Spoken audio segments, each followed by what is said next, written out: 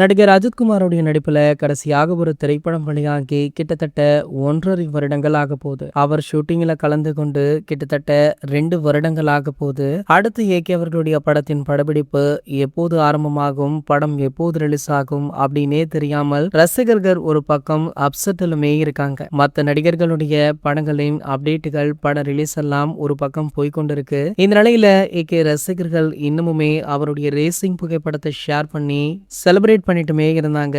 எவ்வளவு நாளைக்கு இதையே செலிப்ரேட் பண்ணுவோம் அப்படின்னு தெரியலன்னு ரசிகர்கள் தற்போது புலம்பவுமே ஆரம்பிச்சிட்டாங்க. படத்துடைய இயக்குனர் அப்படின்னு சொல்லப்படுற ஆதிக் ரவிச்சந்திரன் அவர்கள் ஒரு சில மாதங்களுக்கு முன்பாக கொடுத்த பேட்டியில கண்டிப்பாக இந்த ஆண்டு பிப்ரவரி இறுதியில ஏகே 64 படப்பிடிப்பு ஆரம்பிக்கப்படும் அப்படின்னு சொன்னாரு. பிப்ரவரி முடிஞ்சு மார்ச், ஏப்ரல், தற்போது மே போயிட்டு இருக்கு. இன்னமுமே இந்த படத்துடைய படப்பிடிப்பு ஆரம்பிக்கப்படல. இந்த நிலையில பாத்தீங்கன்னா தற்போது ஒரு பிரேக்கிங் நியூஸ் வெளியாக இருக்கா. அதாவது இந்த படத்துல இருந்து ஆதிக் ரவிச்சந்திரன் அவர்கள் வெளியேறி விட்டதாக சொல்லப்படுது. இந்த நிலையில தற்போது இந்த திரைப்படத்தை இயக்குனர் மணிரத்னம் அவர்கள் இயக்க போறார் அப்படின்ற தகவல் வைரலாகிட்டு இருக்கு. சமீபத்துல மணிரத்னம் மற்றும் அஜித் சந்திப்பு நிகழ்ந்திருக்கா.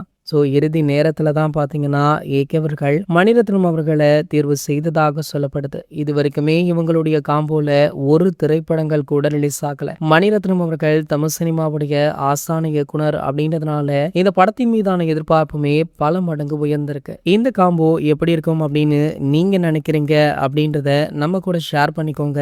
மேலும் இது போன்ற செய்திகளை பத்தி நீங்க உடனே தெரிஞ்சுக்க நம்மளுடைய சேனலை மறக்காம சப்ஸ்கிரைப் பண்ணிக்கோங்க.